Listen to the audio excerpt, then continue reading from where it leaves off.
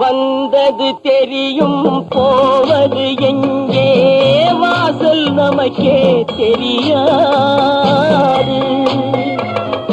வந்தவரெல்லாம் தங்கிவிட்டால் இந்த மண்ணில் நமக்கே இடமேது. வாழ்க்கை என்பது வியாபாரம், வரும் ஜனனம் என்பது வரவாகும், அதில் மரணம் என்பது செலவாகும்.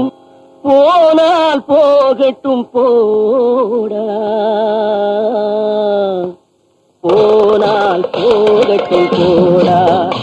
இந்த பூமியில் நிலையாய் வாழ்ந்தவர் யாரடா? போனால் போகட்டும் போடா.